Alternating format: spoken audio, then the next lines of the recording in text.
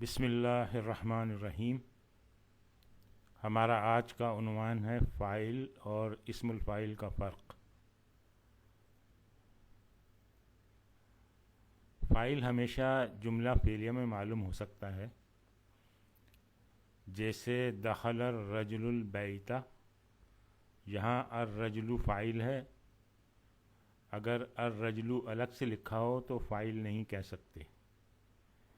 دو اہم اجزاء ہوتے ہیں، ایک فعل اور دوسرا فاعل، اور یہ دونوں لازم و ملزوم ہیں۔ تو فاعل کا کنسیپٹ ہوتا ہی جملہ فعلیہ میں فعل کے ساتھ ہوتا ہے۔ اگر جملہ فعلیہ نہیں ہوگا، فعل نہیں ہوگا، تو فاعل کا کوئی کنسیپٹ نہیں ہوگا، جیسے اس مثال میں دکھایا گیا ہے کہ یہ جملہ فعلیہ ہے، دخل الرجل البیت۔ اس جملہ فعلیہ کی مناسبت سے الرجل کو ہم فاعل کہہ سکتے ہیں، کیونکہ یہ حالت رفع میں ہے۔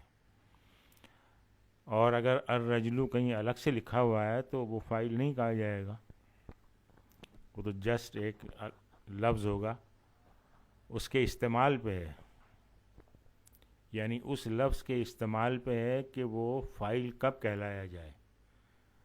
اگر وہ فاعل کے طور پہ استعمال ہو رہا ہے جملہ فعلیہ میں تبھی وہ فاعل کہلائے گا، ورنہ تو وہ ایک عام سا لفظ ہے۔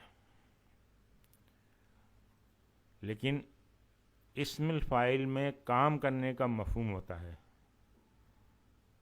تو اس لیے جملے کے علاوہ بھی اگر الگ سے لکھا گیا ہو تب بھی آسانی سے پہچانا جا سکتا ہے، کیونکہ اس میں کام کرنے کا مفہوم ہوتا ہے، جیسے ناصر، ناصرن، مدد کرنے والا، تو کام کرنے والے کا مفہوم ہے، اس لیے یہ پہچانا جائے گا۔ اور دوسرا یہ ہے کہ اس کا ایک وزن ہے، جیسے ثلاثی مجرد کی ہم مثال لیتے ہیں تو اس کا ایک وزن ہے فاعل کا۔ تو جتنے بھی فاعل کے وزن پہ آئیں گے، فاعلون کے وزن پہ، تو اس میں کام کرنے کا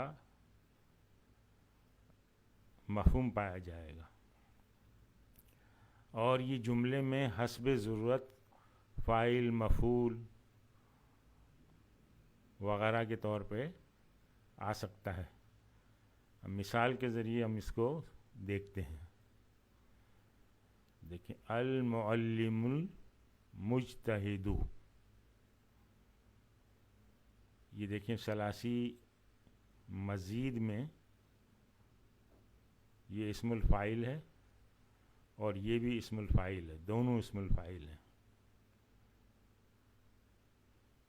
المعلم المجتہد، یہ الگ سے بھی پہچانے جا رہے ہیں۔ اگر ان دونوں کو ہم ملا کے بھی دیکھیں تو ان کی جو کمبینیشن ہے وہ بن رہی ہے موصوف اور صفت کی۔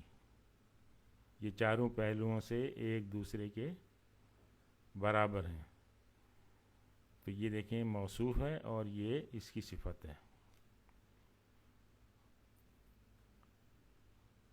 یعنی اسم الفاعل موصوف کے طور پہ بھی آ رہا ہے اور اسم الفاعل صفت کے طور پہ بھی آ رہا ہے۔ اس پہ غور کریں، المعلم مجتہد، یہ وہ دونوں الفاظ ہیں، دونوں اسم الفاعل ہیں، لیکن اس کی کمبینیشن اگر ہم دیکھیں تو یہ مبتدا ہے اور یہ اس کی خبر ہے۔ تو اس کا مطلب یہ ہوا کہ اسم الفاعل مبتدا کے طور پہ بھی آ سکتا ہے اور خبر کے طور پہ بھی آ سکتا ہے۔ آگے دیکھیں، قدم المجتہد، یہ فعل ہے اور یہ اس کا فاعل ہے اور یہ اسم الفاعل بھی ہے۔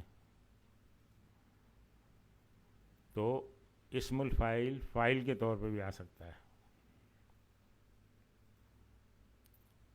ضربت المجتہد، یہ دیکھیں یہ اسم الفاعل ہے، اس کا جو پیٹرن ہے یہ اسم الفاعل والا ہے، کیونکہ اس میں کام کا اثر ہونے کا مفہوم ہے۔ اس میں یہ فعل ہے اور یہ جملے میں یہ مفعول کے طور پہ آیا ہے، انعام مجتہدین۔ ان دونوں کی کمبینیشن مضاف اور مضاف الیہ کی ہے. یہ مضاف ہے انعام اور مجتہدین مضاف الیہ ہے، اور یہ اسم الفاعل ہے تو اسم الفاعل مضاف الیہ کے طور پر بھی آ سکتا ہے. تو آپ نوٹ کریں کہ المعلم اور المجتہد دونوں اسم الفاعل ہیں، اور اوپر مثال میں ہم نے یہ دیکھا کہ مبتدا، خبر، موصوف، صفت، مضاف، مضاف الیہ، فاعل اور مفعول کے طور پر استعمال ہوئے ہیں.